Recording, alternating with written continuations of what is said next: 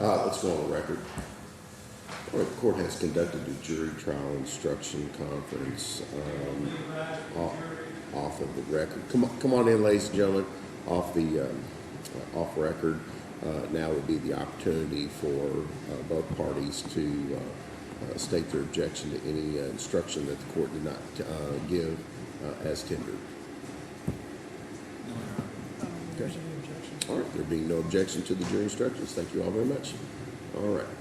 All right, you all may be seated. Thank you very much. Listen, we got a lot done, so it took a little bit longer. As you can tell, I'm fairly punctual about time, so it took a little bit longer, but we got a lot done. We won't have to take another break, so that'll be good. All right. Any other matters that we need to take up prior to, do you wish to present any witnesses or evidence, Mr. Forman? No, Your Honor. All right. That concludes the case of the defense. Thank you very much, sir. All right, ladies and gentlemen, we're going to move now into the instructions, the jury instructions. I now ask the bailiff to tender those instructions to the jury and to Mr. Dotson and his counsel as well as the Commonwealth.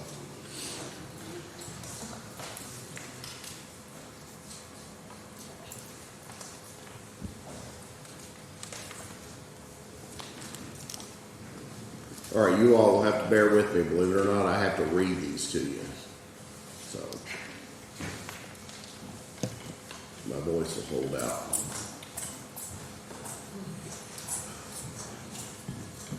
And then, Larry, do we have one for Mr. Dotson?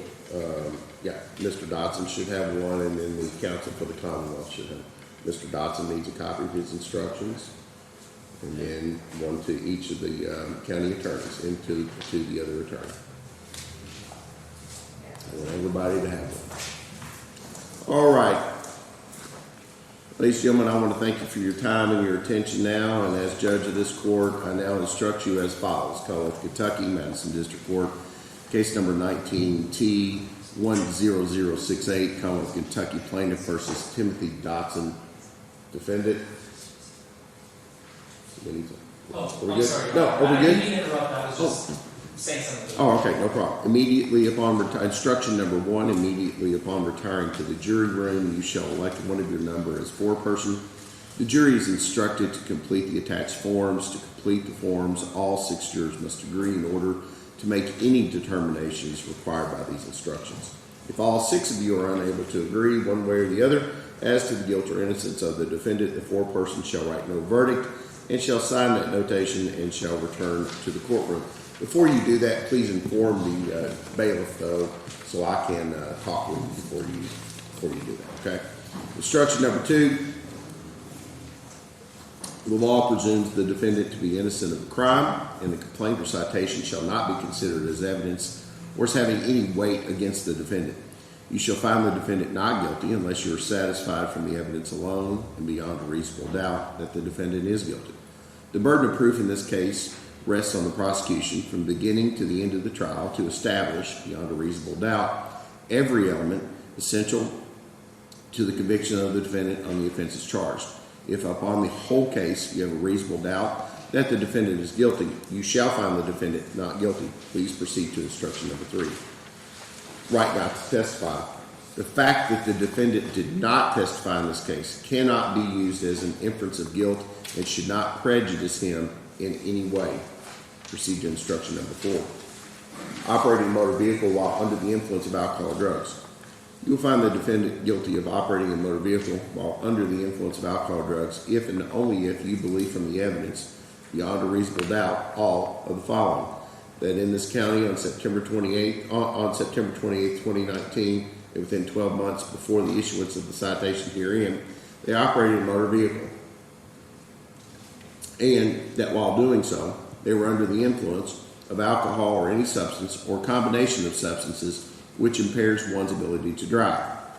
And then you have the option of saying, we, the jury, find the defendant not guilty of operating a motor vehicle under the influence of alcohol or drugs, or we, the jury, find the defendant guilty of operating a motor vehicle under the influence of alcohol or drugs. Each decision has a place for the foreperson to sign. If you determine that he is guilty, proceed to instruction number 5. If you determine that he is not guilty, please proceed to instruction number 6. Instruction number 5. If you believe from the evidence, if you believe from the evidence beyond a reasonable doubt that the defendant committed the offense of operating a motor vehicle while under the influence of alcohol or drugs, you shall fix their punishment under this instruction at confinement in the county jail for not less than 48 hours, nor more than 30 days, or a fine of not less than $200, nor more than $500, or both confinement and fine in your discretion. And then you would fill out one or the other.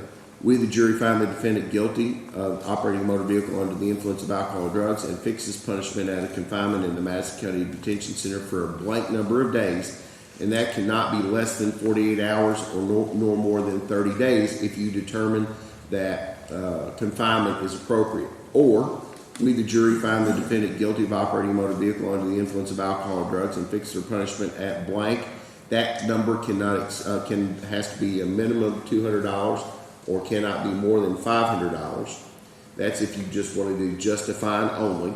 And then finally, if you want to do both confinement and a fine, if you have found him guilty, you would fill out the third part. We, the jury, find the defendant guilty operating a motor vehicle under the influence of alcohol or drugs and fix their punishment at confinement in the Madison County Detention Center for blank days, not less than 48 hours, no more than 30 days, and a fine of blank, and that number needs to be between $200 and $500. You only select, if you find them guilty, you only select one of those options, either jail, fine, or jail and confinement. Don't fill out all three. Instruction number 6, careless driving. You'll find the defendant guilty of careless driving if under the instruction, if and only if you believe from the evidence beyond a reasonable doubt that in this county on or before September 28, 2019, and within 12 months of the issuance of the citation herein, they operated a motor vehicle in an uncareful manner and without regard to the safety and convenience of other persons or vehicles on the road. This is the place where you fix your verdict here. We, the jury, find the defendant not guilty of careless driving, or we, the jury, find the defendant guilty of careless driving. If you believe that he is guilty of careless driving, proceed to instruction number 7. If not guilty, proceed to instruction number 8. Instruction number 7, if you believe from the evidence beyond a reasonable doubt from the defendant committed the offense of careless driving, you shall fix their punishment under this instruction at a fine of not less than $20 nor more than $100. And then you fill this out if you found him guilty of careless driving. We, the jury, find the defendant guilty of careless driving and fix their punishment at blank, and that amount cannot be less than $20 and it cannot be more than $100. Again, the foreperson must sign. Failure to use or the use of an improper, failure to or improper signal is instruction number 8. You will find the defendant guilty of failure to or improper signal under this instruction if and only if you believe from the evidence beyond a reasonable doubt that in this county, on or before September 28, 2019, and within 12 months before the issuance of the citation herein, he failed to indicate their intention to turn right or left for more than 100 feet before turning the motor vehicle. We, the jury, find the defendant not guilty of failure to use or use of an improper signal, place for the foreperson to sign, or we, the jury, find the defendant guilty of failure to use or improper signal. If you find the defendant guilty under instruction number, if you find the defendant guilty, proceed to instruction number 9. If you find them not guilty, proceed to instruction number 10. Instruction number 9. This is if you found him guilty of improper turn, or improper signal rather. If you believe from the evidence beyond a reasonable doubt that the defendant committed the offense of failure to or improper signal, you shall fix his punishment under this instruction at a fine of not less than $20 nor more than $100. And then we, the jury, find the defendant guilty of failure to use or use of improper signal and fix his punishment at a fine. That number cannot be less than $20, or can it be more than $100? Place for the foreperson to sign. And then finally, proceed to instruction number 10, regardless. Possession of an open alcohol beverage container in a motor vehicle. You will find the defendant guilty of possession of an open alcohol beverage container in a motor vehicle, if and only if you believe from the evidence beyond a reasonable doubt that in this county on or before September 28, 2019, and within 12 months before the issuance of the citation herein, he possessed an open container of an alcohol beverage in the passenger area of the motor vehicle while that vehicle was on the public highway or right-of-way. We, the jury, find the defendant not guilty of possession of an open alcohol beverage container in the motor vehicle, or we, the jury, find the defendant guilty of possession of an open alcohol beverage container in the motor vehicle. Both has a place for the foreperson to sign. If you find the defendant guilty of that, then you proceed to instruction number 11. If not, knock on the door and inform the bailiff. Instruction number 11. This is if you have found him guilty of possession of an open alcohol beverage container in the motor vehicle. If you believe from the evidence beyond a reasonable doubt that on or about that the defendant committed the offense of possession of an open alcohol beverage container in a motor vehicle, you shall fix this punishment under this instruction of a fine of not less than $35 nor more than $100. We, the jury, find the defendant guilty of possession of an open alcohol beverage container in a motor vehicle and fix this punishment at a fine of blank, and that blank needs to be not less than $35 nor more than $100. And then, counsel, I need to cure something that I have failed to do, or at least in my mind. Did the jury have anything to report to the court about contact at break? Let the record reflect that they did not. Does that cure that impropriety administered by the court, counsel? Yes, Your Honor. All right. I have instructed the jury. It is time now for closing argument. And counsel, you may proceed. Thank you, Your Honor. Yes, sir.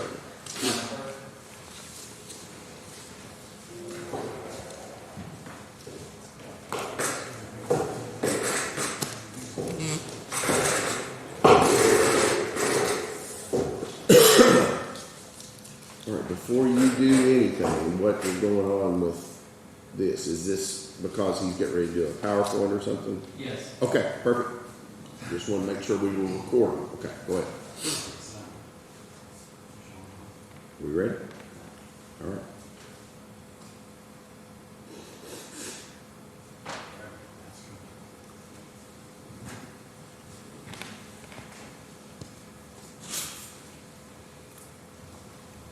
Can you all see that?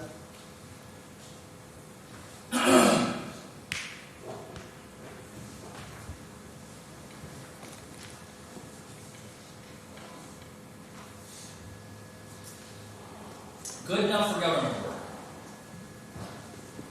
There's one phrase that summarizes this entire trial. The thing that bothers me the most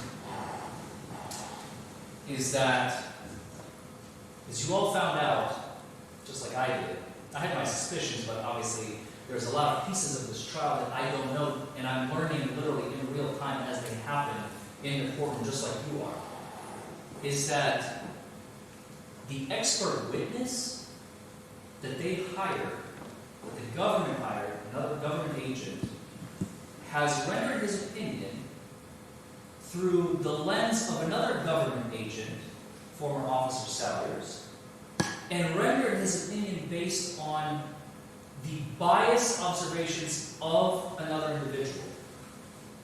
He admitted openly and freely that he did not review what I have been talking about, as you all know, the only unbiased, independent, verifiable, eyes in the sky, if you will, what actually happened that night on September 28, 2019.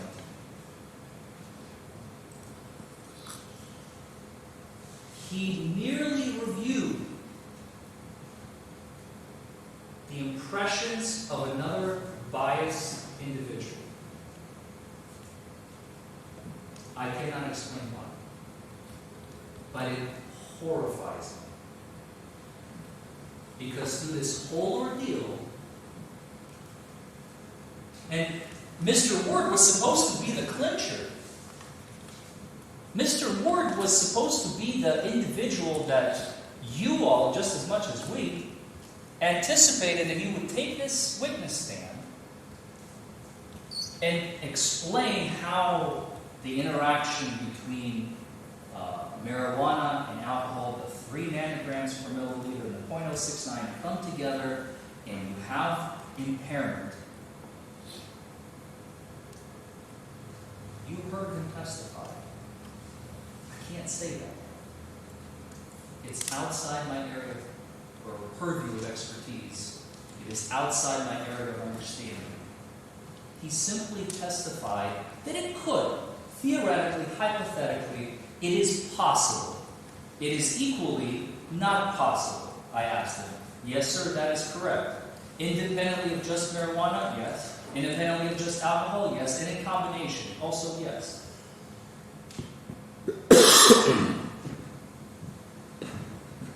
Let's talk about the instructions.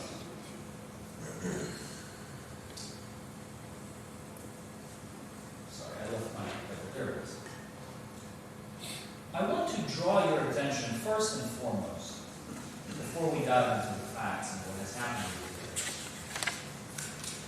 I want to draw your attention to instruction number 2, and I'm going to point to certain particular passages. Because this is the most important piece for you all. Because you've listened to the evidence, you're very attentive. I've been watching you all throughout the trial. Now you're being instructed as to what do you do with all this information? What is your job? What is your duty? And there's only one person in this room who can instruct you on that. And that's Judge Jewell. And he has read the instructions to you, and now I just want to rehash them very, very briefly. Just portions of it. I promise I will not be going through the entire thing.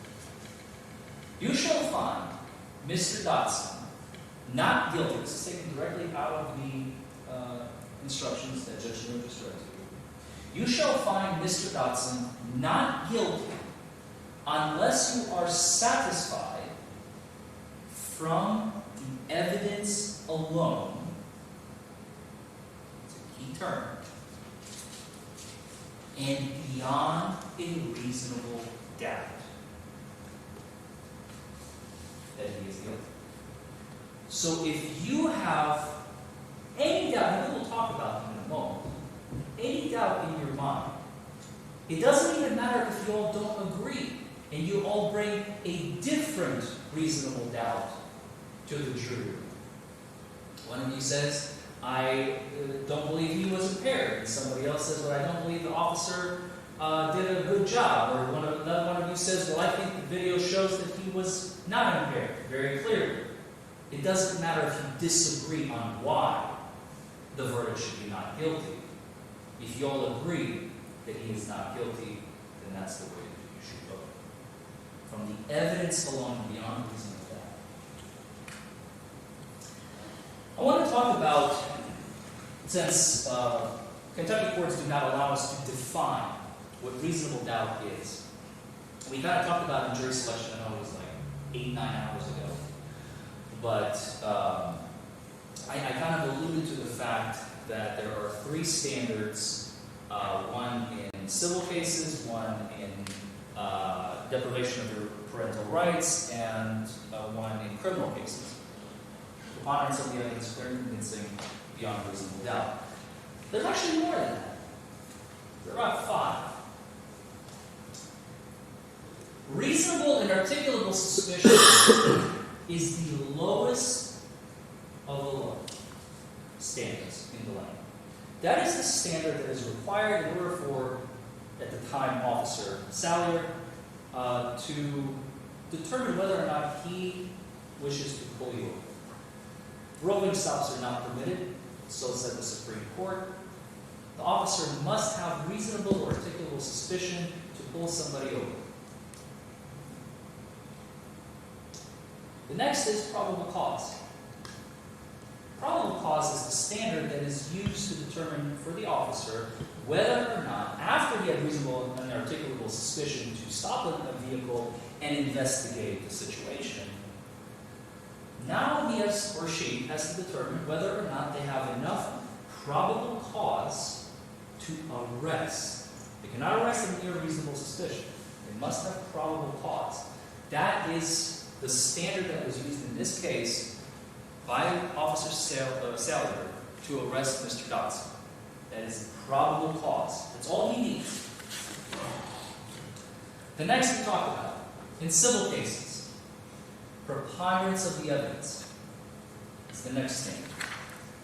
followed by clear and convincing, take your kids away, and finally, beyond a reasonable doubt. The highest standard in the land that applies in this case because of the potential penalties as the judge read to you: deprivation of rights, deprivation of freedom, taking away a person's livelihood. That's why the standard is so high. That's why it's so important for you all to follow. Now let's go back to instruction 2. If, upon the whole case, and for each charge individually, of course, you have a reasonable doubt as to his guilt, then you shall, there's a magical word, shall is a must. This is what the judge read to you. Shall in the legal world means must. If upon the whole case you have a reasonable doubt as to his guilt, then you shall find him not guilty of that offense. And you have 4 offenses to deal with.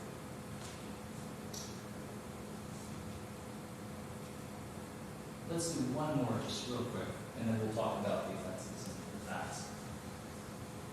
The burden of proof in this case rests entirely upon the Commonwealth, from the beginning to the end of the trial, to establish beyond a reasonable doubt every element essential to the conviction of Timothy Wayne Dotson of each offense charged. So we don't have a burden. The burden never shifts to us. We don't have to prove anything, just as the judge instructed. The burden rests entirely on the government to prove their case. And if they have not proven their case beyond a reasonable doubt, your verdict must be not guilty. Okay. So let's talk about what happened. I think, again, I know by now I definitely sound like a broken record, but this is so unique in a good way. You are in a very unique position to essentially be to having placed yourselves with Officer Skyler, with Mr. Dotson, at the scene of the alleged offense. And I also find it fascinating that we have absolutely zero corroborating evidence of failure to use a turn signal and careless driving. Officer Skyler had a body camera. He was wearing it, and it was recorded. He could have just as easily recorded the preceding events. He chose not to.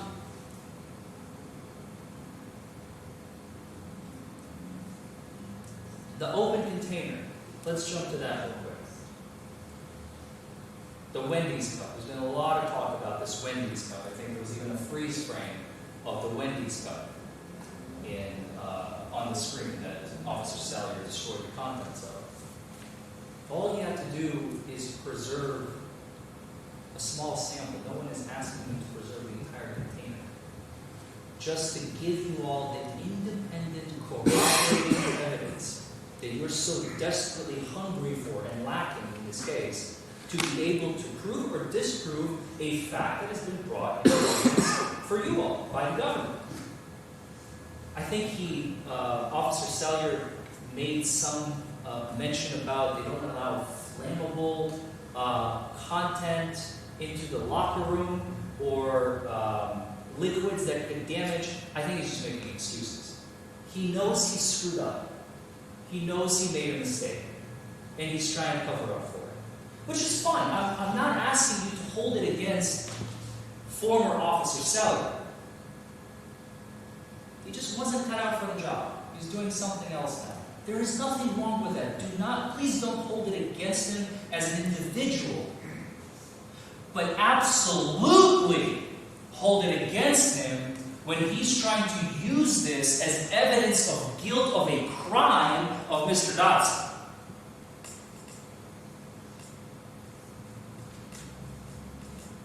There's a huge difference between those two. It's okay to make mistakes. It's okay to screw up. But it's not okay to wrongfully accuse someone of something. That's where I draw the line in the Senate. And that's what's happening in this case. So let's talk about the DUI.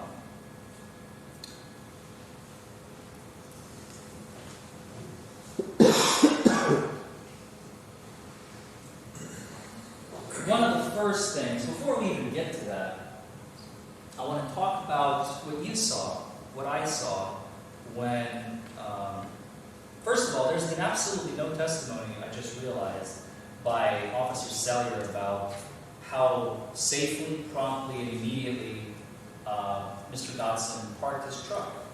Because if he didn't do that, by God, he would have testified how he didn't do so. So I imagine there were probably no issues there. After Mr. Dotson stopped his truck, Officer Skyler alleged that he saw something fly out the window, and he went to go look for it before he resumed conversations with Mr. Dotson. He couldn't find anything because nothing was there. He went back to speak with Mr. Dotson, asked him to produce license, registration, proof of insurance, all of which Mr. Dotson quickly produced, handed over to him without any issues. I even asked him, because I've had these cases before where sometimes they'll give you a AAA card, or give you a credit card, because they're either not thinking straight, they might be impaired, so they're not paying attention to what they're grabbing out of their wallet. In this case, everything was perfect. The license, the registration, proof of insurance, here you go. All checks out? Checks out. Then, Officer Skyler asks Mr. Dotson out of the vehicle. Now, at this point, we finally get a chance for the first time to see how Mr. Dotson's movements are, how he's walking, how you can kind of hear how he's talking. I think the radio was a little bit loud previously, which is kind of, I think, a recurring theme in this case. But that's okay. Radio equipment is radio equipment. Unfortunately, you have to deal with the video that you get. This is not a Hollywood movie, clearly. This is a second-by-second recurring of events of a human being. So, he asks Mr. Dotson out of the vehicle. He asks him, I believe, when was the last time you smoked? And he said, a couple of hours ago. He asks him out of the vehicle. He opens the door, gets out of the vehicle with no issues. I asked him, and you all can see that. He gets out of the vehicle, he doesn't stumble, he doesn't fall, he doesn't trip. He doesn't use the vehicle for balance, to balance himself. All indicators of an impaired individual, someone who would need to kind of regain their balance, especially after doing a little hop out of a fairly decent truck. Decent height truck. Officer Skyler asks Mr. Dotson to come to the front of his truck, where he administers the first two tests, according to him. Now, as you heard Officer Skyler testify, I asked him if he completed the advanced roadside impairment driving enforcement course. He said yes. It was before this case. Yes, it was. There's a specific instruction that you're supposed to give before you administer the lack of convergence test, because it is kind of an intimidating test. I don't know if any of you have ever seen it or been on the other side of it. The instruction that he admitted that is supposed to be administered before you do the test is because you bring the finger very, very close to the bridge of the nose. And the natural inclination of people is to jerk away when an object is coming very close to someone's face. So you have to warn the person, hey, I am going to be bringing your finger very, very close to your face. Don't be scared. Part of the procedure. We never heard that. He's telling you all today that he administered the lack of convergence test, and yet we never heard the instruction that is mandatory, that is supposed to come before you give it. Not only that, you saw at the hospital, he can take his camera off entirely. He can tilt it, pivot it, to see. You could ask another officer, hey, Officer Smith, do you mind holding my body camera? I just want to make sure that we preserve this evidence in case it ever goes to trial. To show the ladies and gentlemen of the jury that yes, there was involuntary jerking of the eye. Because now all we have is testimony, when we could have had, again, independent, unbiased evidence of the same. And he chose not to preserve that for you all. We cannot see his eyes, and we have no confirmation of the lack of convergence test. I also asked him about the modified Romberg test and the finger to nose, which are two additional exams tests, call them what you will. He was just cherry picking what he wants to do and what he needs to do. I didn't need to do that anymore. I had enough. I'm good, he said.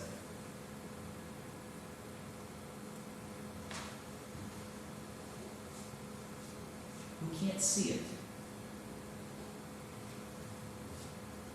because he actively chose not to preserve it for you all.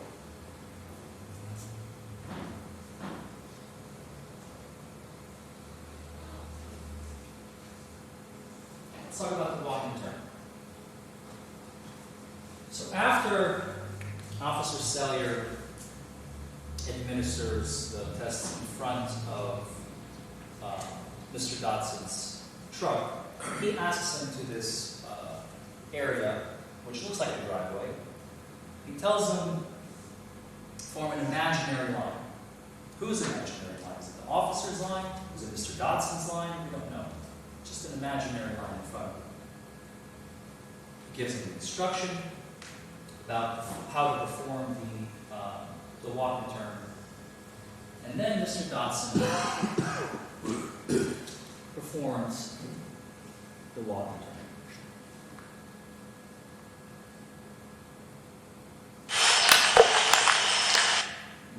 For some reason it's not showing. Give me 1 second. I think I need to switch. Can you all see that? Now imagine there's a line directly in front of you, okay? Straight line. See it? Okay. Put your left foot on that line. Put your right foot in front of your left foot, heel to toe. Hands to your sides. Keep that position until I tell you to move, okay? Okay. Go back. There you go. When instructed, take 9 heel-to-toe steps forward, turn with a series of small steps, and take 9 heel-to-toe steps back. Keep your hands out of your pockets, please. It's going to look like this, okay? So left foot's on the line, right foot's in front of your left. You'll go 1, 2, 3, but you continue on a 9. You go back around, series of small steps. 1, 2, 3. But you continue on a 9, okay?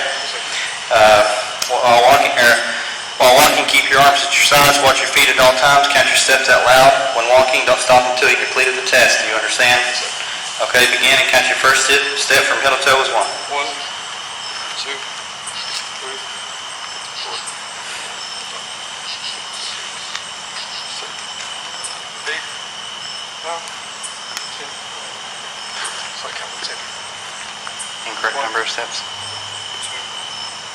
3, 4, 5, 6, 7, 8. Okay. Stand with your feet together.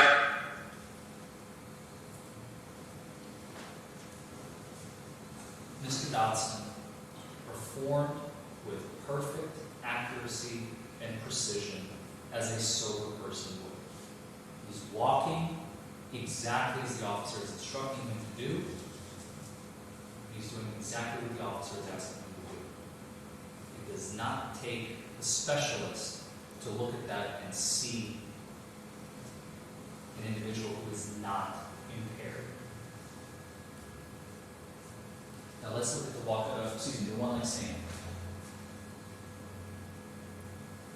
To your sides. When instructed, raise either foot 6 inches off the ground,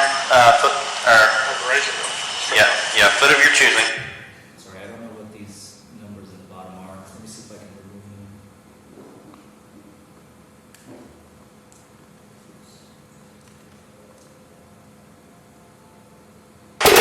Ground, foot,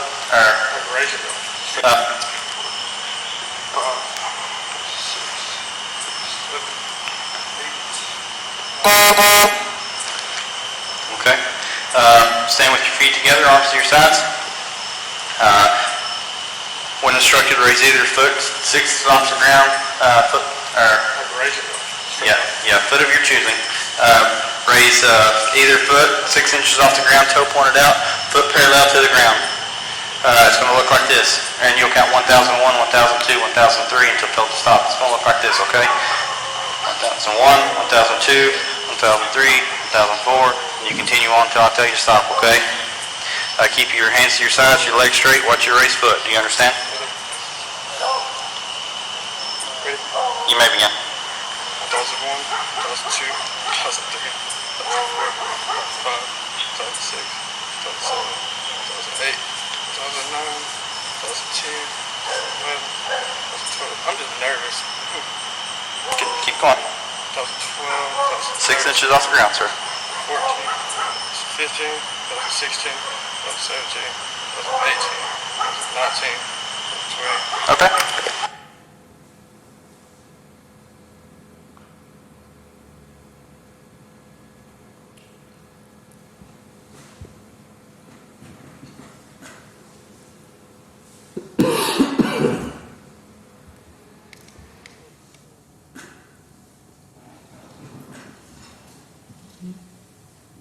Same thing with the one leg stand. He kept his foot up in the air for the duration of the officer's request. 30 seconds, approximately. Not only that, you can actually see, if you notice like I did, I know you've seen that portion of the video at least 3, maybe 4 times now.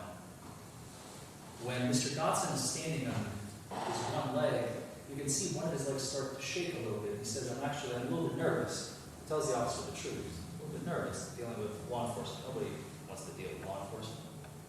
I get it. And he almost loses his footing, and he regains it. I think even at least a couple of times. While still in that position, not losing that position, not putting his foot down, and not falling over. Standing on one leg.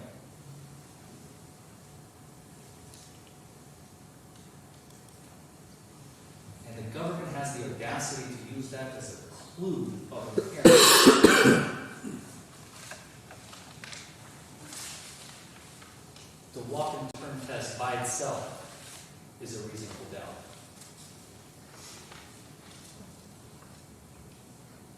Same with the one leg stand, as we just discussed.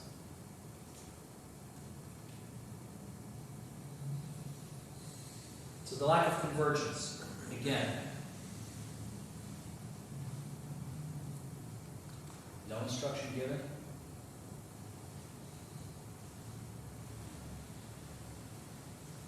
We can't see it. Didn't happen. It's their burden to prove beyond a reasonable doubt.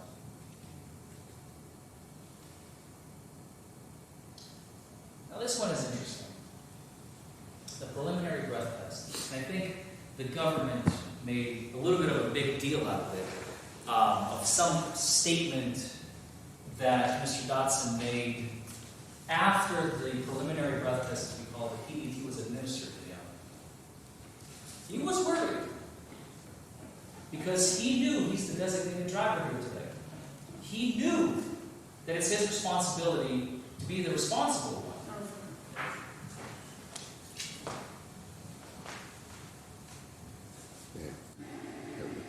Yes, sir.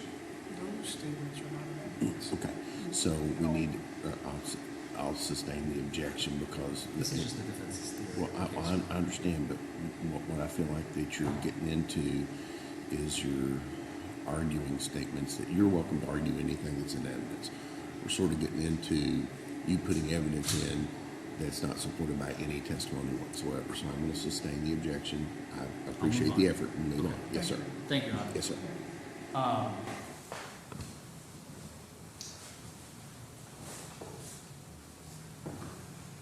He knew that he was fine, but he was scared because he doesn't know what that machine is about. Approach the bench. So I'm just going to admonish the jury not to consider any statement that's not in evidence and ask you to move on. Okay. All right. Ladies and gentlemen of the jury, as judge of the court, I now direct you to disregard reference to any statement that is not into evidence at this time. Thank you very much. You may proceed. Thank you, Your Honor. He made the statement on video, Mr. Dodson. He said, "Is it bad? Please don't tell me it's bad." Because he knew that he was fine. He did not trust this officer. Same ruling. Ladies and gentlemen, you're instructed not to consider any statement that is not into evidence. You may proceed. I believe the defense is entitled to speak. Well, if we can approach the bench. Theory, Your Honor. You can, but that theory has to be extrapolated based on evidence that's in the record. Do you understand what? 100%. Yes, sir. Respectfully. It has to be, your argument has to be based on evidence that's in the record. Now, I'll give him this. You can, and you did a good job of it. You just said he was nervous. He did say that, and that's in the record. So you can talk about that. But when you're getting into what he thought and those types of things, that's just not in the record, and we can't argue that. Okay. What he thought, how he felt. Yes, sir. None of that's in the record. Okay. Again, ladies and gentlemen of the jury, you're instructed not to consider any statement or feeling that the defendant may or may not have if it is not part of the record. Mr. Foreman, you may proceed, sir. Thank you, Your Honor. So the preliminary breath test was given to him, and it showed something we already knew. The presence of alcohol. At the hospital, the test that was later done confirms the results that you have before you today. The .069, which is under .08.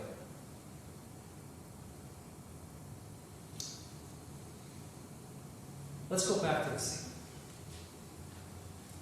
After the preliminary breath test. Oh, before we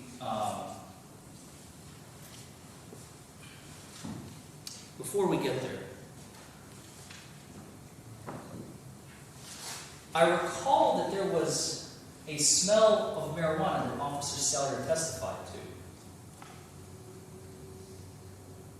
I don't believe he ever said that he smelled alcohol.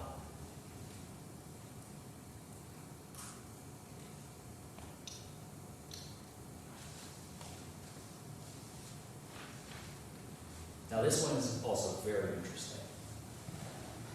Remember how we talked about how video is the most unbiased, reasonable, direct evidence you can possibly have. Unless you are on scene and you are actively manipulating the audio portion of the camera. Its ability to record audio. There were at least 2 moments when you saw them, and Officer Skyler admitted to them. That if you hold, there's a button on the side, he said, you hold it for about a second, it will turn the audio off. He has full control of that camera when it comes to its video and audio capacities. Now, we saw that there was no turning off of the video except from the beginning and the ending of the video. But there were at least 2 instances where, again, he is saying something to someone. At one point, I think Mr. Dotson, maybe the passenger, Peyton, were around. And the second time, it was to another law enforcement agent. We will never know what they said, because former Officer Skyler deprived you of the ability to listen what happened during those portions, because he turned his microphone off.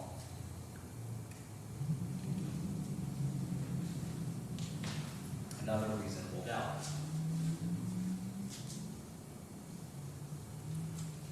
Now, one that I did not include in this PowerPoint presentation is the failure, knowing full well, I mean, this just goes to the state of mind, I believe, of Officer Skyler in his carelessness, recklessness, apathy, and lack of care, just a general lack of care, by releasing the vehicle to Peyton, the passenger, after he testified that the first thing that he smelled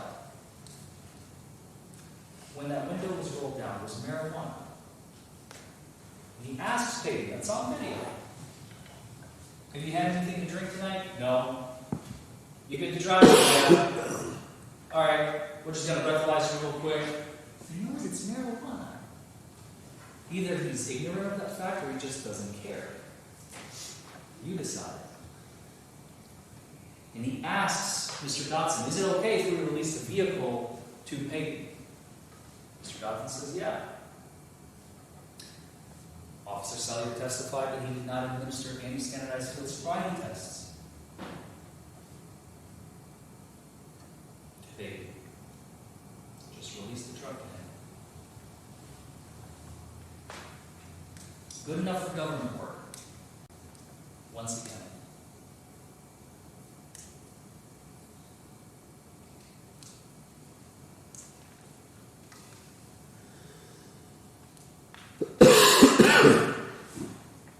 This goes towards the testimony of Mr. Ward. Let's talk about Mr. Ward for a minute, by the way. Mr. Ward is a professor. He has been published. He has an independent company that he's been working at for about a decade. That is in his home, and he's the sole employee of this company. Nothing wrong with that, I suppose, but if you're going to be running a lab where you don't even perform experiments, that already seems bizarre to me, and you're in a residential neighborhood, but I'm not here to judge where he sets up his business.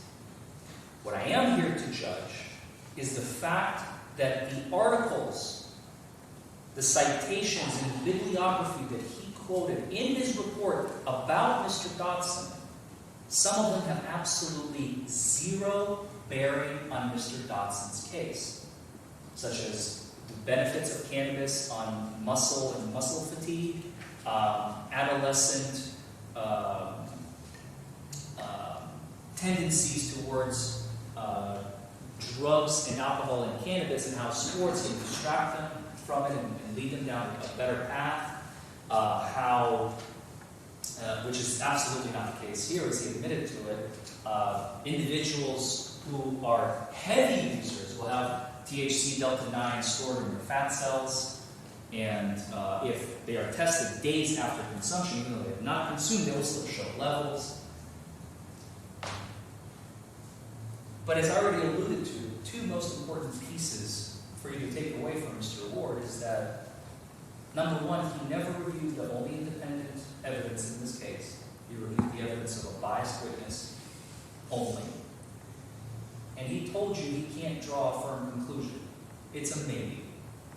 His final conclusion was yes and no. Maybe.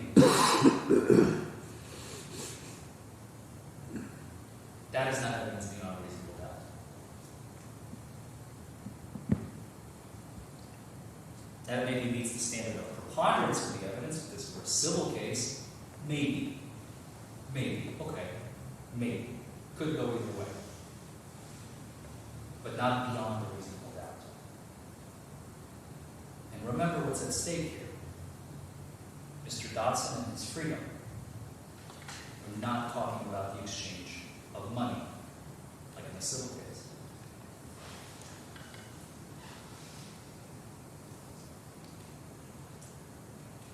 I already talked about this one. Oh, I apologize. I thought I did not include it. I guess I did include it. The failure to ask Peyton if he smoked marijuana. And just going back very, very briefly to the other three charges. Again, there's no corroborating evidence. There's no independent corroboration of a driving. There's no independent corroboration of a failure to use a turn signal. What we have is independent corroboration of an individual who's not impaired. And we don't have corroboration of evidence of alcohol in the Wendy's gun that they're alleging was there. So, taking all of that collectively, this is what we have.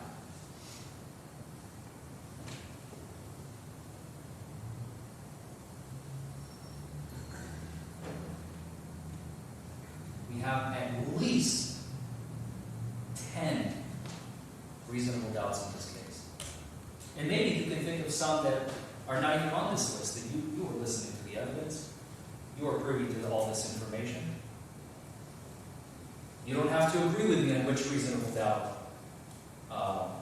you believe in. But you don't need 10. You don't even need 5. You don't need 3 or 2. Just one is all you need for an acquittal of Mr. Timothy Dodson.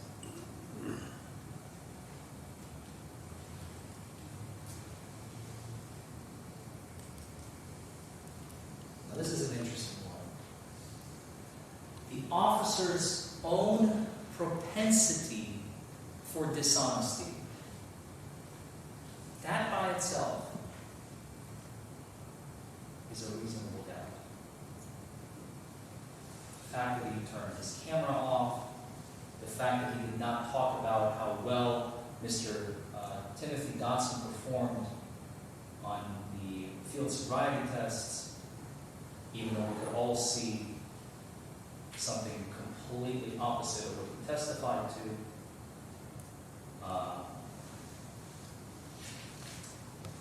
All of these things collectively, and again, I urge you, please don't hold the fact that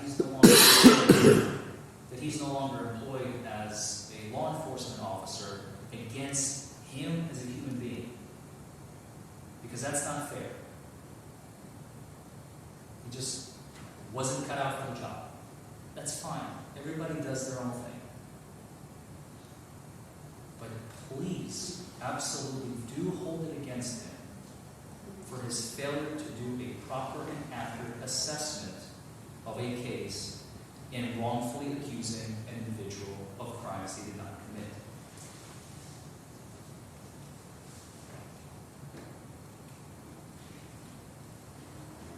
Remember the instructions? I'm only focusing on instruction 2 because that's where the real meat of your job here is today. The rest is, I don't want to call it water, because that's not true. It's all of it is important. But in here lies Mr. Dodson's constitutional rights. That you shall find Mr. Dodson not guilty unless you are satisfied from the evidence alone and beyond a reasonable doubt that he is guilty. And another part of instruction 2, if upon the whole case, for each individual charge, of course, you have a reasonable doubt as to Mr. Dodson's guilt, then, there's that word again, you shall. It's a must. And it came from Judge Neal. It's the order of the court. You shall find him not guilty on that offense.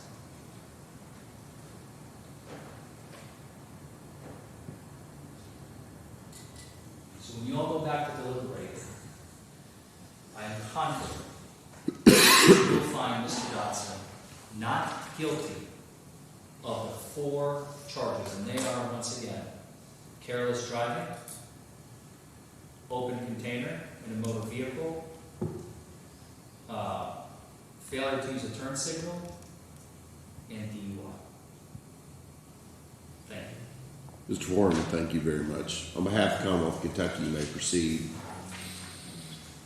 Thank you. May it please the court, if you can take down this PowerPoint. Sure.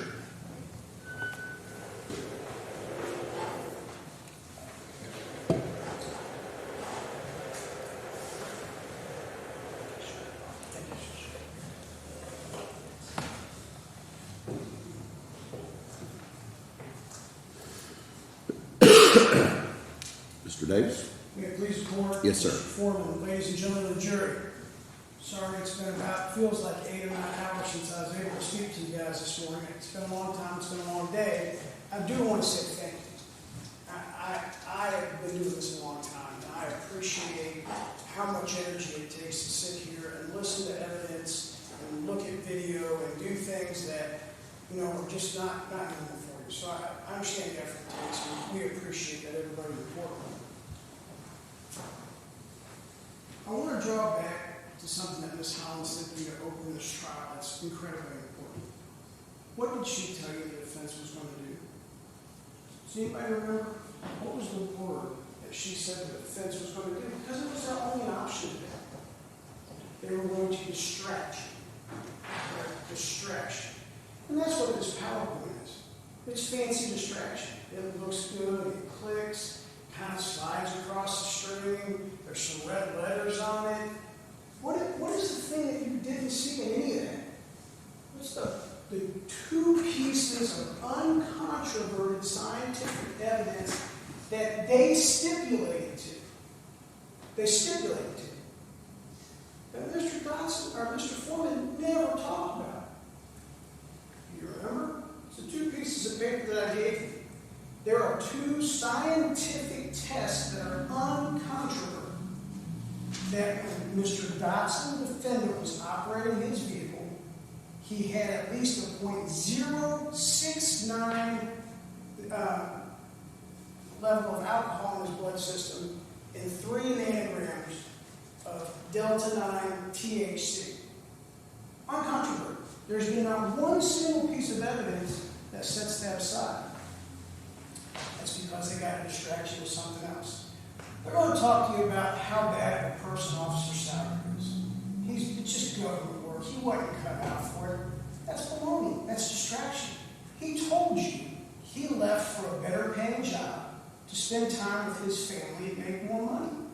There's nothing in the evidence that he wasn't cut out for the job. There's no evidence that he was fired, or there's no evidence that it was something underhanded.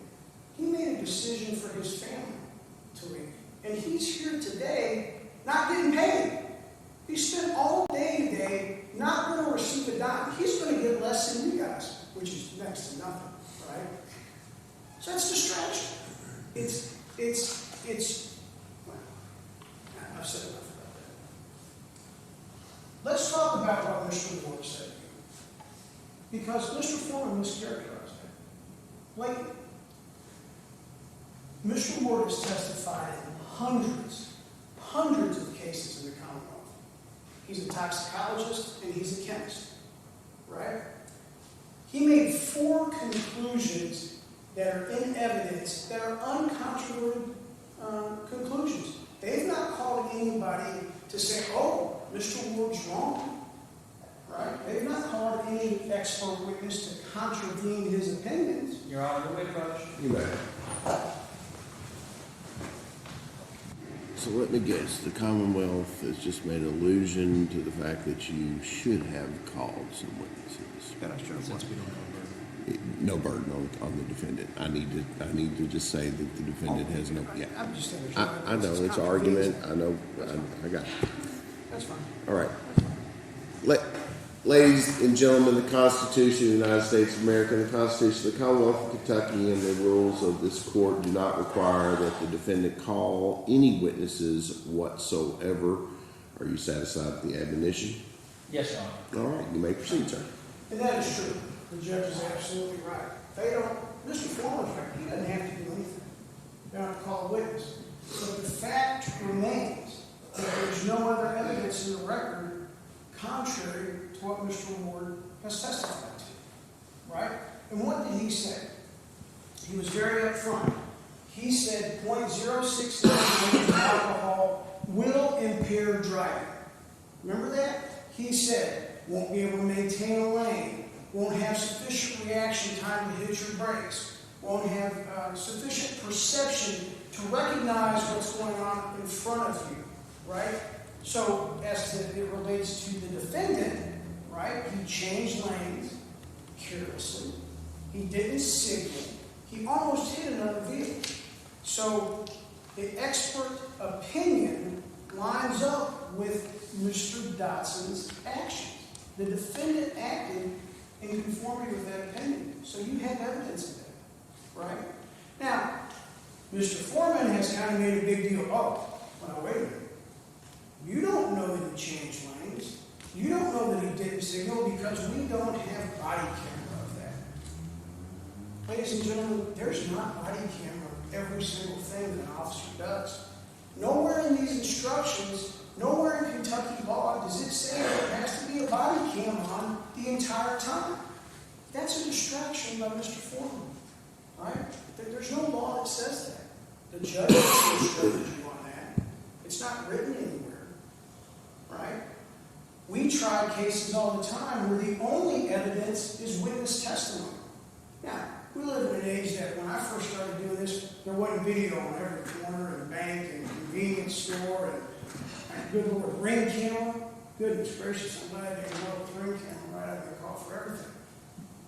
That's what we live in now. But there's nothing saying that we can't prove a case based solely on the officer's observations. If he didn't observe the defendant do something wrong, why would he pull him over? They want to act like this is a government conspiracy. That, oh, you know, Mr. Dotson, poor Mr. Dotson, he's being prosecuted and taken advantage of. I never knew him before this case. Officer Skyler testified he never knew him. I don't get anything extra. Officer Skyler, Ms. Holland doesn't get anything extra for spending 8, 9, 10 hours a day. That's distraction, ladies and gentlemen. It just is. So, back to what we were saying with Mr. Ward. The 069 in by itself is enough to show impairment when coupled with the poor driving. But then he said, look, when you combine alcohol, the 069 alcohol with 3 nanograms of active delta-9 THC, it amplifies the effect. Remember Ms. Holland talked about the Mentos in the soda? You know, you put these substances together and it elevates the impact. That's exactly what Mr. Ward said. There's no contrary evidence to that at all. Objection, Your Honor. Approach. Yes, sir. Mr. Ward knows that there's things. That's not his defense. That's exactly what he said. He never, the question was never asked. I remember in voir dire, there was the allusion to the Mentos and the... Well, that's an illustration. Oh, well, let's not interrupt each other if we don't care. I'll let you talk in just a second. Go ahead. But Mr. Ward was never asked a question about it, about this analogy, whether it's an accurate analogy. So I want to be clear, and I don't want you to feel like I'm letting him do something that I didn't let you do. I think now that is an argument. What they did is, and you did a wonderful job in your voir dire, you lay the foundation for what you think that your case is going to be in voir dire. They actually do have testimony that talked about the combination of substances with the marijuana and the alcohol. But specifically this analogy was never asked. Yeah, the Mentos and the Coke is a specific chemical reaction. There's been no testimony directly about it from Mr. Ward. It was never asked. And he just said that Mr. Ward testified. Oh, I didn't think he said that Mr. Ward testified about the Mentos. I think what, okay, so here's what. It was just like, yes. Oh, okay, he did so say here's that. what I'm gonna do. I'm gonna say that Mr. Ward did not testify about the chemical reaction in the Mentos. That was in voir dire, and you can still make the argument that you're making. Sure, Yeah. I'm happy to fix Yeah, it. yeah, okay. Absolutely. Do you want me to? I'll do it. Okay. Ladies and gentlemen, just to clarify for the record, in voir dire, the Mentos combination with the Coke was discussed. Mr. Ward did not testify about that specific combination or chemical reaction. Does that satisfy Mr. Dotson's counsel? Yes, Your Honor. All right. And Mr. Davis, is that satisfactory to you? All right, you may proceed. Respectfully, I never said Mr. Ward said that, right? I said Mr. Ward testified that the combination of alcohol at 0.69 and delta 9 THC at 3 nanograms would heighten the effect of both drugs. And he did say that. That was part of his opinion. Now, the other thing that's really important, and Ms. Holland went back and asked me specifically on redirect, because this is an important statement. She said something to the effect of, Mr. Ward, isn't it true that there's no correlation between levels of marijuana and impairment? And he said, correct. And then she said, but can you have impairment from marijuana without active delta 9? And he said, no. Then she said, so you could be impaired from 1 nanogram of delta 9 THC, right? And he agreed with that. So really the level of THC in the system doesn't matter.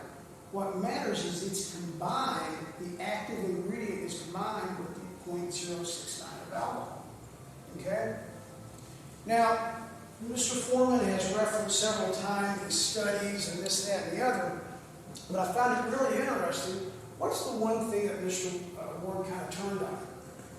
Mr. Forman was asking about that NHTSA study, that National Transportation Study, and Mr. Ward said, oh, pull out page 28. Let me show you what they're talking about, their conclusions. Does everybody remember that? And he read that paragraph that said, it is the conclusion that you cannot correlate any level of THC with impairment.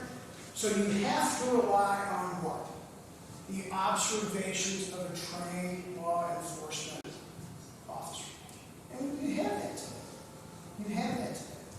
So I want to take a moment and go over all of those things that you have that are signs of impairment. Madam Clerk, can I have the video, please?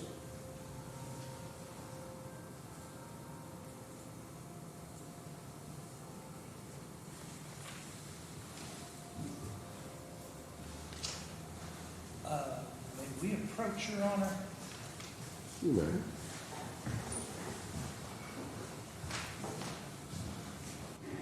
Yes, sir. What is all of these images? None of them have been entered into evidence. There's a picture of, I believe, a random truck.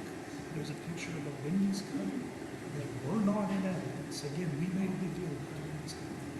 I'm not moving to enter this evidence. I think it's a summary of. Okay. We're going to talk one at a time, okay? Sure. Yeah. I'm not moving to enter this into evidence. It is a summary of all of the things that the officer testified to. Very simple. It's showing them. Well, let's just all talk now. Let's yeah. Go ahead. No, we're good. I mean, what I'm just saying, let's just all talk. I All was right. going to say, Judge, since it's my argument, Yeah. it is also none of the PowerPoint presentations were entered in because that's not how you do it. This is a summary of the evidence. And he knows that. Go ahead. I'll let you make your record. Yes, sir. Yes, Your Honor. What I'm saying is I believe, again, I didn't get a full picture of this, never seen this before in my life. There's a picture of what I believe to be a human body. There's been no testimony that any of these pictures that we're showing to the jury are accurate depictions or even representations of what has come out. There's been no testimony about the make, model, or anything of that vehicle. And now they're just getting to show the jury a picture of a random vehicle that isn't involved in this case. They're getting to show a picture to the jury of a random Wendy's cup that is not involved in this case. It pictures and show them to the jury. Not only is it irrelevant, it's a complete waste of time. I appreciate the passion with which you make your argument. It's closing argument. It's just it's a simple demonstrative. As he walks through it, he's going to talk. They're not going to be able to take that back into the jury, and I don't find anything wrong Is the with court that. making an individual ruling for each individual? I can. Thank you. Let me see. No, that's fine. No, hang on. No. It's fair. Let me see. Just that ruling Let- is enough. let- That's all I need. Not necessarily. If you want to, there may be some. Let me do this, okay? It just appears to be a vague body, of which I believe he'll probably argue substances within the body. There are blood test vials. That certainly, interestingly, those are similar to the vials that were in the video. The truck, I think he's just going to talk about more likely than not. And if you're not, this is what I want you to confine it to. It almost causes collision, which is what's on there. I don't want to get into, this is fair. Mr. Foreman did argue about him getting in and out of the truck. I don't want to talk about heights of the truck or anything like that. Does the picture have sidebars on it? Because there's It no doesn't. evidence. At No, all. it doesn't. Again, I haven't It's just a seen truck. it. It's just a truck. That does look like a pot plant, at least from pictures that I've seen. And then Wendy's cup. That's absolutely a Wendy's cup, just like any other you see. The walk and turn, I think that's just a listing of what you're going to talk about. And the HGN has 2 clues. The words I make no objection to. All right, so that's the ruling of the court, and I've made a record of it, and you're welcome to take it up. Thank you, sir. Thank you. You may proceed, Mr. Davis. Thank you. So, ladies and gentlemen, we talked about distraction, right? Well, when you're going to deal with distraction, what you have to do is continually pull people back to what the evidence is, right? It's kind of like dealing with someone that doesn't want to listen to the facts. You got to constantly reorient them. So what I've done is I think I've taken a summary of what the signs of impairment were and put them on a graph that I believe we can deal with. And what I'm going to do is Timothy Dotson's signs of impairment, and I'm going to walk through everything that would lead you to believe that he operated his vehicle while under the influence. Number 1, let's start with you had him almost cause a collision with another vehicle, while at the same time actively trying to avoid a traffic safety checkpoint. Right?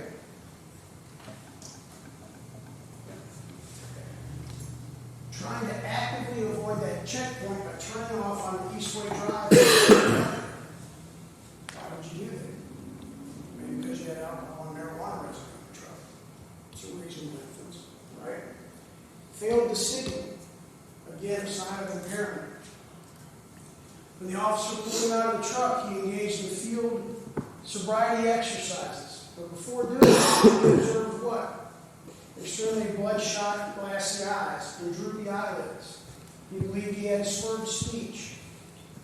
He then engaged in the exercises that we talked about, the HGN test.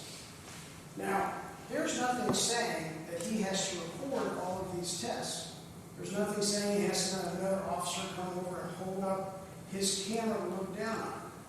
It's just not done. He testified based on his advanced training that there were positive signs of not only nystagmus, but non-convergence of the eyes. Then he conducted the walk-in turn. Mr. Foreman has his opinion about that. He says, oh, he did great. He did fine. Well, if you ask the trained officer, he failed to follow instructions. Right? If you look at him, he kept putting his hand in his pants and start to walk forward and go back. All while the officer, he's trying to give him the instruction. He miscounted the steps up. He did 10 steps instead of 9. And when he turned and came back, what did he do? When you go back and look at the video, he turns around and he goes like this and steps back and catches himself. All right? Again, those are signs of impairments. Those are not necessarily things that you take one by one. It's all of the tests together.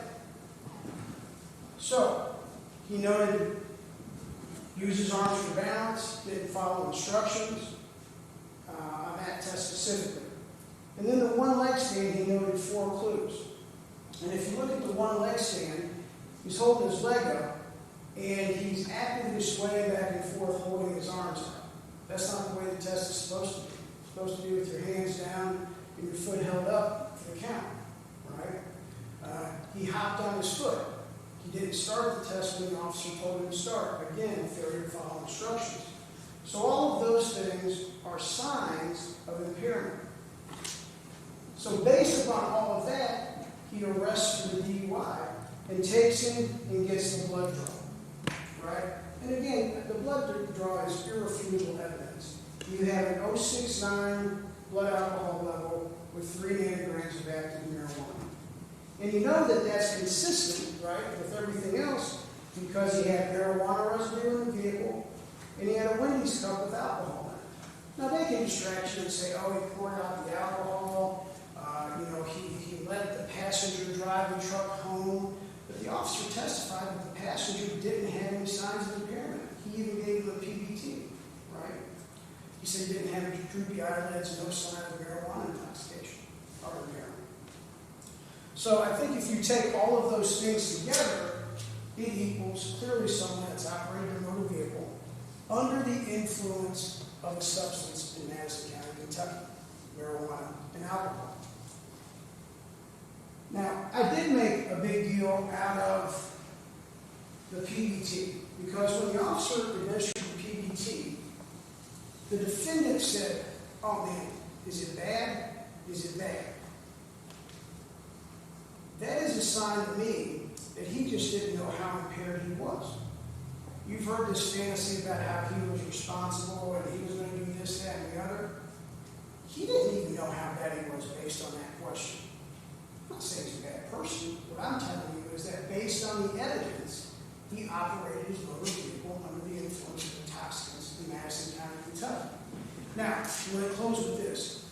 Don't get distracted by Mr. Forman's argument of the slippery slope.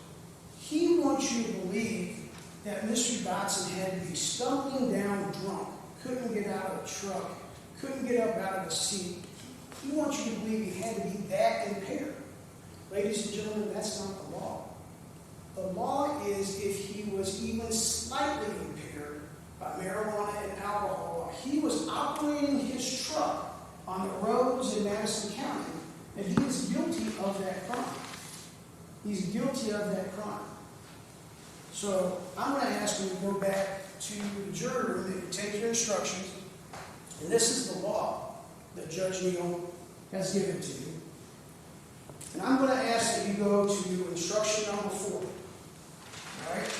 And they have it in front of you. Instruction number 4 is the what I'll call the DUI instruction. And I'm going to ask that you sign, foreperson, whoever it is, sign as we, the jury, find the defendant guilty of operating a motor vehicle under the influence of drugs or alcohol. Then, as the instructions say, you're going to proceed to instruction number 5. And this is where you decide what the sentence is. It can be jail, a fine, or both. I never tell the juries in my almost 30 years of doing this, put them in jail for 5 days, 10 days, 30 days, whatever it might be. That's your guys' decision.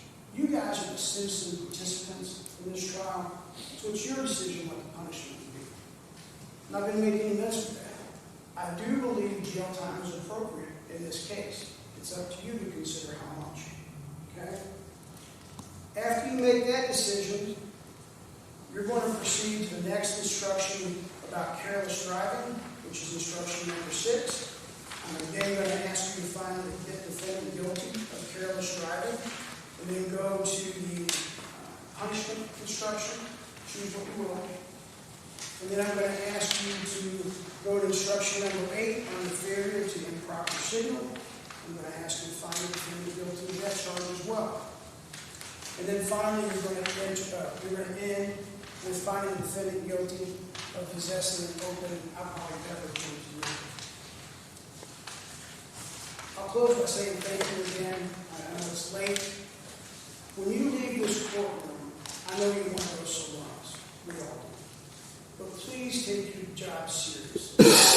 not only does Mr. Dotson's future depend on it, but so does the community. We depend on you to do a good job. You've sworn to do a good job, so take your time. Stay with your convictions. If you believe the evidence that you see amounts to a person that drove under the impairment of alcohol at an 069 and marijuana with 3 nanograms of active THC in your system, then find him guilty and vote that way. And don't back down from that vote. Thank you very much. All right, can I have counsel approach the bench, please? All right, let's take off the. Yeah, no, you're fine. We can do it. So, from a logistical standpoint, I would assume, I'm going to presume that the jury may want to see video again.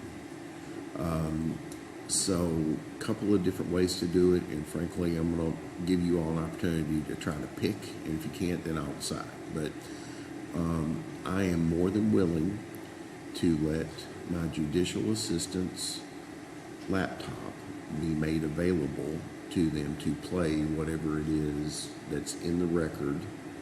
I don't feel like I can let either one of counsel take their laptop back there. I mean, not that. The other option, so that's option one. Option two is to just, if they believe that they want to see something, just sort of bring them back out here with everybody present and let them watch. I have concerns about that, but I would be more than happy to let them do that if that's what you all agree to. So, you understand what the issue is? That's okay. Not saying anything. The first option to allow. Just let Allison use her computer to plug it in. I have concerns from a procedural standpoint about the jury actively deliberating a piece of evidence in an open courtroom with everyone. Yeah, me too. I mean, but I have to deal with.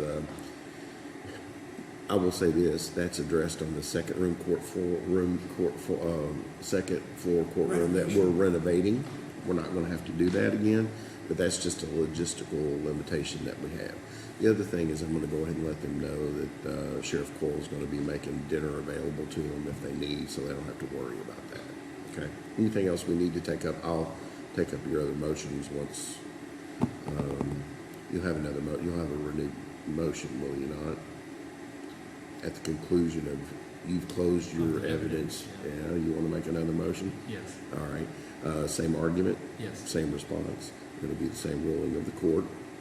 And then we will, it's efficient, isn't it? And I'll go ahead and swear in the bailiff. Anything else? No. Okay.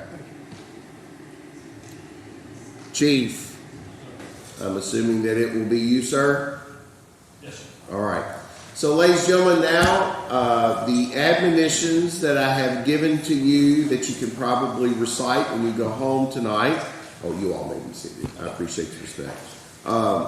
That you are not to form nor express any opinion on this case. I now lift those admonitions. I actually direct you to form and express opinions on the case. I direct you to listen to each other, to deliberate with each other, and work through the evidence and the facts that have been presented to you in this courtroom and this courtroom alone. Also, another issue a couple of other issues that I want to take up before I excuse you into the deliberation chamber. Number one, don't worry about dinner. We will have dinner options available for you. Sheriff Mike Coyle will be providing dinner for you if that is necessary. Your first order of business when you retire to the jury room is going to be select from one of you to serve as a foreperson. If you'll just get that done, get settled, go ahead and knock on the door and let them know if you feel like that you're going to need dinner. We'll get you your dinner options and we can move forward with that. Also, if at any point you have a question that you want to pose to the court, I've seen that before. What I would like for you to do is to write out your question, knock on the door, give it to the chief. He'll bring it out. I'm going to talk to the lawyers. Okay? That question is going to be to me. It's not going to be to them, and I'm going to be the one that either decides to answer it or not to answer it. And if I do answer it, it will be my answer. And if I don't answer it, it'll be my reason that I can't answer it. Some things I can't answer, some things I can't. Does that make sense to you? Finally, if at some point you feel like that you need to watch the video evidence again, we are happy to accommodate you to do that. My judicial assistant will provide her state her state computer to you. We will plug it in and just kind of get it queued up for you, so to speak, out here. We'll take it back there and let you watch it as many times as you need to watch it. Anything else that you all can think of as far as logistics go? All right. Chief, if I can come and have you stand in the well of the court, do you solemnly, raise your right hand, do you solemnly swear that as the bailiff in charge of the jury of Madison County District Court, that you shall not allow any communication to be made to the jury under your charge, nor make any yourself, except to ask them if they have agreed upon a true verdict, unless by order of this court? And do you further promise or swear that you will not, before their verdict is rendered, communicate to any person the state of their deliberations or the verdict agreed upon? So help you God. I do. All right, Madam Clerk, please make available to the Chief all of the evidence that has been admitted in this case. And at this time, I'm going to ask that everyone rise while the jury exits the courtroom. And this may surprise you. He's going to have to collect your cell phones. I'm so sorry. You can't have access to the internet while you're in the back. All right. Fortunately, none of you are teenagers. Otherwise, we would have a fight on our hands right now.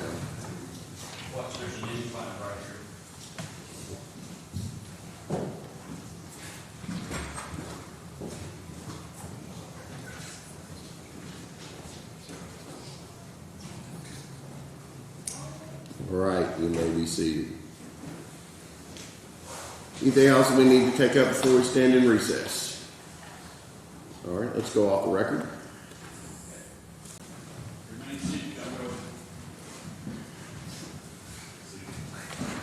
All right. I'm advised that we have a question, folks.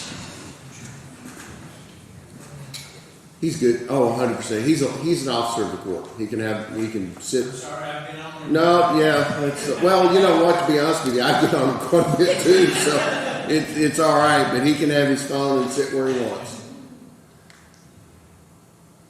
Oh, this is an easy one. It says, how many, if at all, has the defendant been charged with DUI? Oh. Never seen that question before. All right, suggestions. A bunch. Oh, You don't gotta give a number, I just want you to say. You're on the record, Rodney. I don't know what you're doing.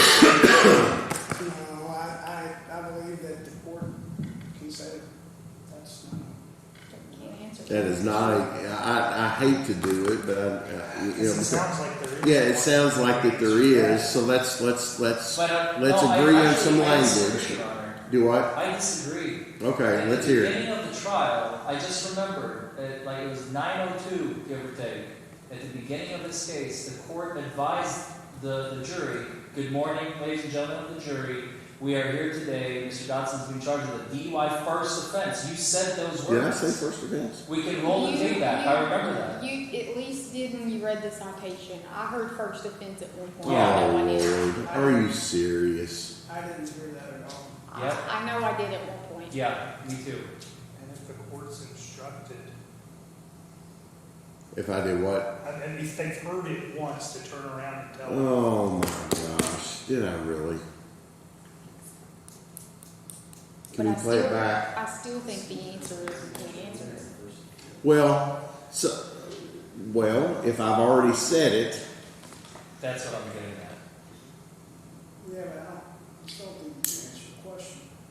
You've instructed, the instructions say what the instructions say. Because theoretically, he could have Let's- been charged with multiple first. I've seen just that. not convicted. He's not convicted. Let's roll it back. Let's listen to what I said if you don't care. Okay, that's fine. Yeah. Let's golly.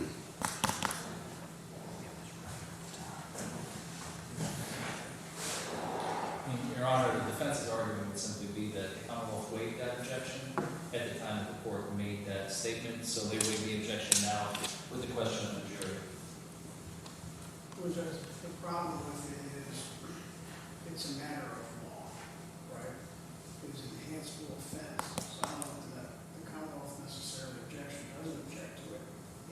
you can't go back in and re-instruct them on something that's contrary. I don't believe to your jury instruction. I think the response is it's irrelevant to your deliberation. You've instructed them. And the jury instructions can change throughout the trial, depending on how the evidence comes in. So that's how I view it. It would be it's irrelevant. I've instructed you on the law. My response is simply the court has already said it. We're just repeating it. Yeah, but you didn't. You said it that you weren't charging them with the law of the case. And further, One at a time. As I said, just spitball. For instance, we might have said halfway through the trial, you know what, Mr. Forman has made a compelling argument about the open container, and we're going to choose not to have the jury be instructed on it. And they wouldn't make any difference in that because you've already told them he was charged with that. So it doesn't matter at this point in the proceeding. You've given them the law of the case. You've charged them with that. Your Honor, in response to that, I believe that opens the door for confusion because now they may suspect, oh, this may be a second, third, fourth, subsequent offense because they don't know there is no separate penalty phase, that they're doing both, that there's no bifurcation in this trial. They're doing both the guilt or innocence and sentencing essentially as one. And they may not understand that there is no other subsequent proceeding. Well, and I would agree with that, and that's why you don't tell them anything else. You instructed them on what the law is in charge, and then there's a penalty instruction that follows that.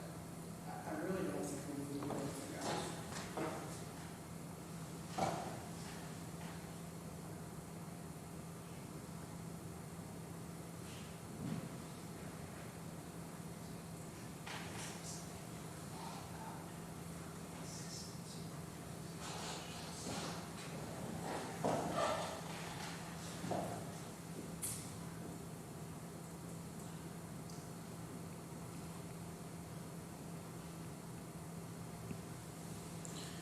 All right, I'm going to answer it.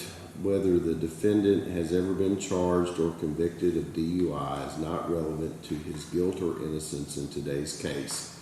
The jury may make no inference regarding the existence of a previous offense as a result of this answer.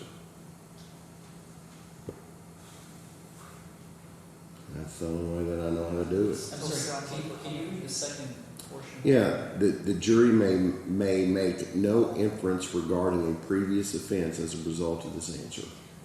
I'm trying to say. Yeah, I don't think you put that in there, Judge, because I think that creates.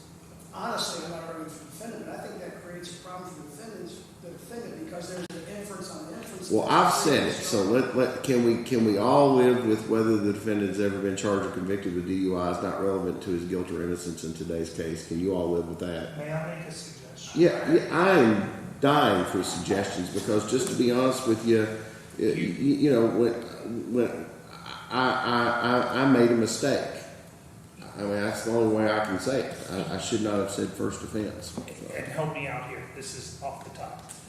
You are required to decide the case based on the evidence put forth and only the evidence put forth. Okay. I mean, you know, there has been no evidence of prior convictions. Is that something that we can live with? Read me what you have in I have whether the defendant has ever been charged or convicted of DUI is not relevant to his guilt or innocence in today's case. And then I would say there's no evidence of any prior Convictions. conviction. I'm fine with Okay, that. all right. So can we do that? Okay. Yes.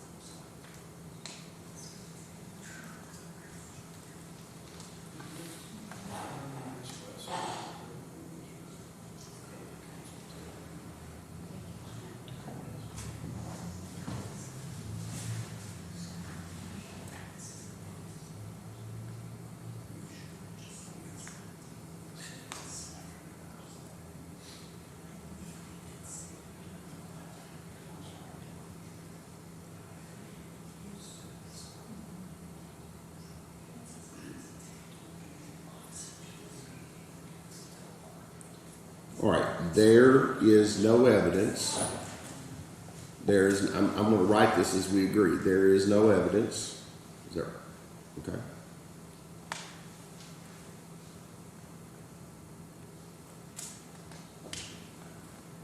There is no evidence in the record of a previous DUI conviction.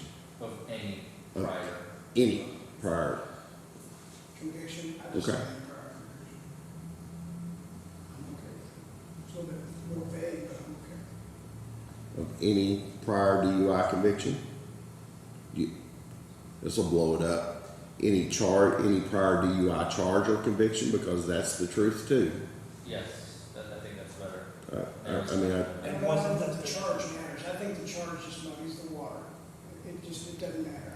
That's going to make me, if we can agree to, that's going to make me feel a whole lot better if I say charge or conviction, because I made a mistake and I don't want to do this again. As much as I enjoyed it, I really don't. And I did. I mean, I'll be honest with you, I did. I don't want to do this again. I don't want to do this again. I've been here for 4 years. Probably the truest thing that's ever been said in the court today. There's no prior charge, so that's telling the truth too. And there's question of specific charge and arrest or something. There is no, it would say there is no evidence in the record of any prior charge or conviction of DUI. From Mr. Dawson.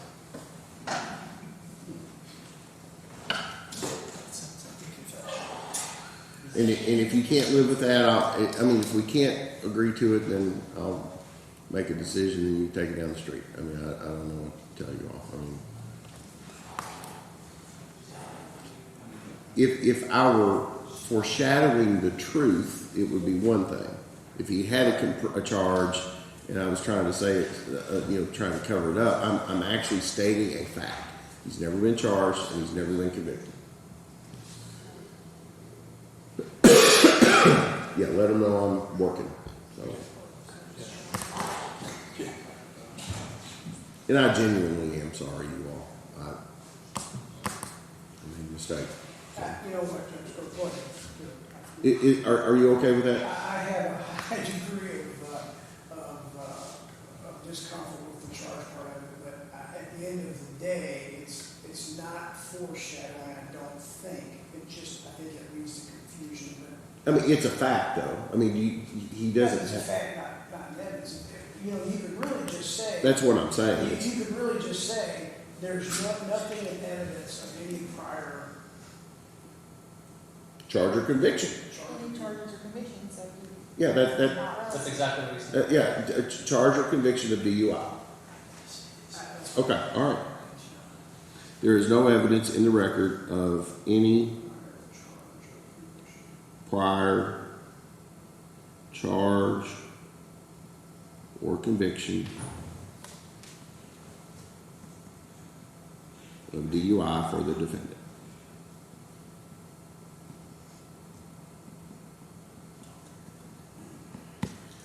If I've made both of you mad, then I've corrected it properly. I'm just shocked that the jury would even make that inference from 9 hours ago. Kudos to them. I usually get that question in voir dire. All right. If you throw it over. Come up here, look at it. If you agree to it, put your initials on it. I'll bring the jury in and we'll have them.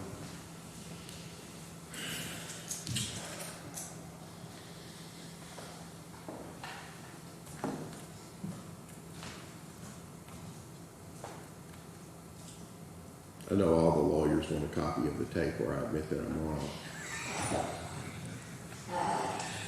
We're gonna play it at my house. It's fine. My alarm clock in the morning, every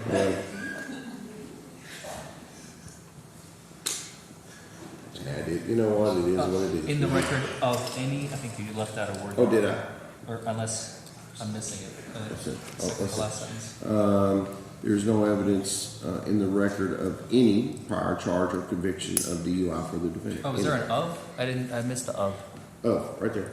Can't you see? That's of. OF. In the.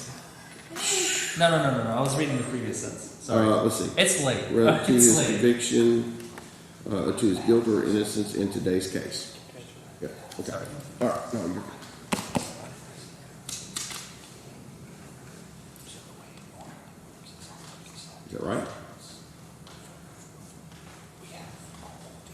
left one out. Tell me. Can I get it now? Yeah. Oh, wait, I got one. Oh, there we go. Mr. Davis, did you sign it? He did. Okay. Do what? Now he needs to move, yeah. If they won't get this one, All right, thank you, Mr. Foreman. Not like you said. Sorry for the delay. No, My brain right. is- No, we're good. Bring them in, please. Thank you all very much. and then we get the All rise.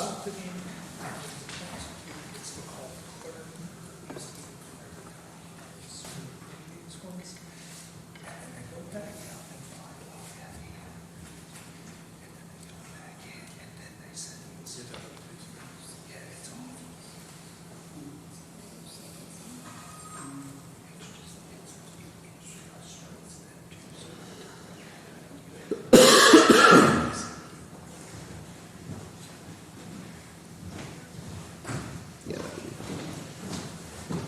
All right, you all may be seated. Let the record reflect that the jury is back in the courtroom. You have tendered to the court a question. How many, if at all, has the defendant been charged with a DUI? The answer of the court: whether the defendant has ever been charged or convicted of driving under the influence is not relevant to his guilt or innocence in today's case. There is no evidence in the record of any prior charge or conviction of driving under the influence for the defendant. You are so instructed. Any objection on the record? No. Any objection on the record? None from the defense, Your Honor. You are hereby directed to resume your deliberations. We will stand in recess.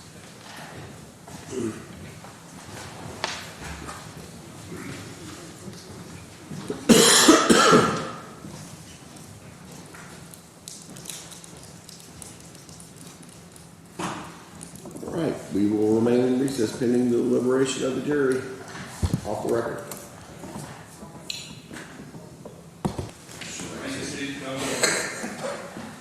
All right. Court is advised that the jury's reached a verdict. Chief, if you'll bring them in, please. Yes, sir. All rise.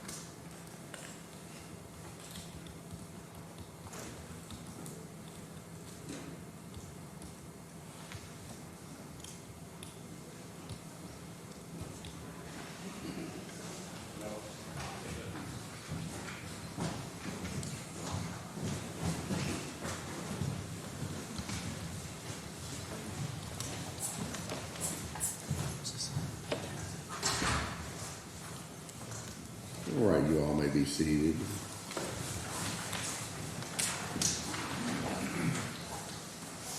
Madam Clerk, will you please ascertain that all the jurors are present? All right.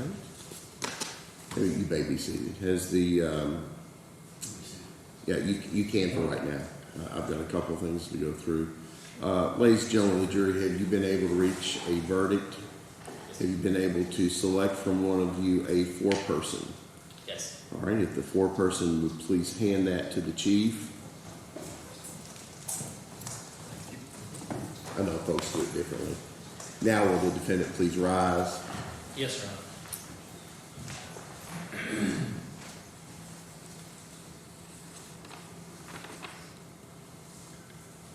All right.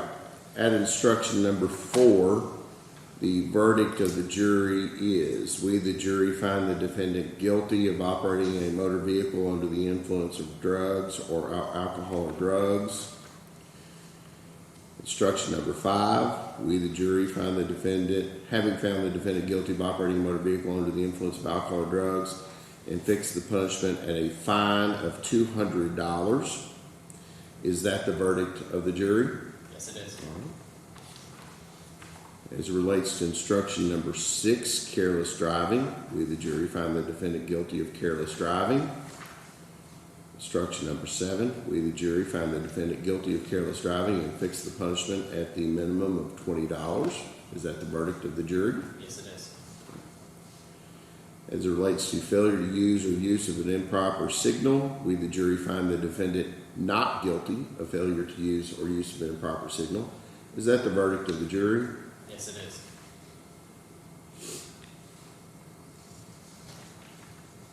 As relates to possession of an open alcohol beverage container in a motor vehicle, in instruction number 10, we, the jury, find the defendant not guilty of possession of an open alcohol beverage container in a motor vehicle.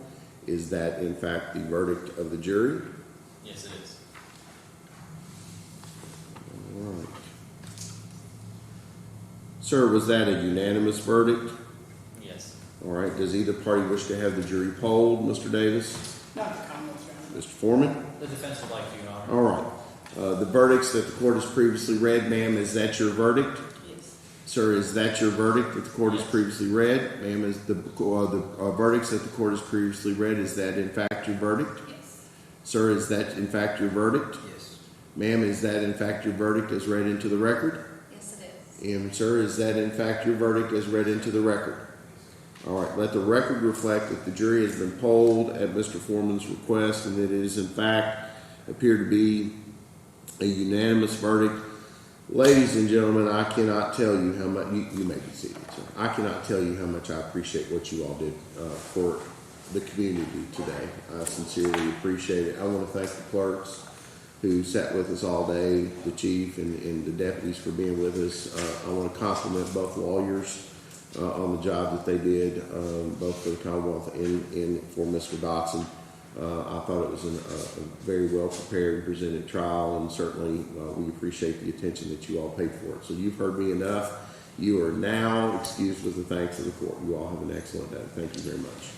And Your Honor, would it be okay for counsel to speak with the jury after the trial? That's completely up to them. Yep, absolutely. Thank you, Your Honor. You all have a good day, okay?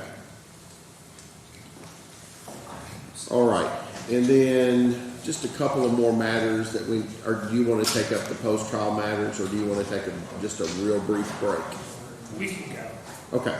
The only thing that I'll need to do, since it was a fine only, is make all the fines and costs due. I certainly want to take this opportunity to, you all may be seated.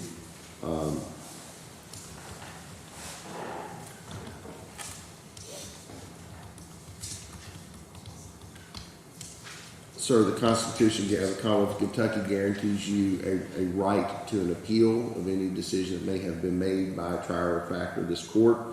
So I advise you now that you're represented by counsel, but I now formally advise you of your right to an appeal.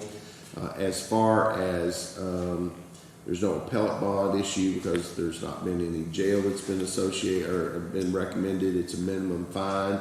So can you give me the dates? April.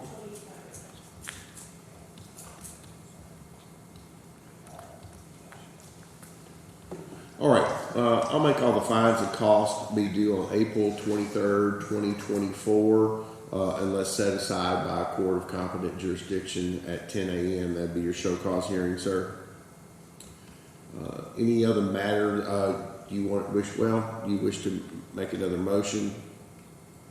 Not at this time, Your Honor. There's no other motion whatsoever. Okay, no other motion before, yes, sir? And Judge, I don't know where we're at. Was he pre-trial suspended? So he wasn't, I don't believe.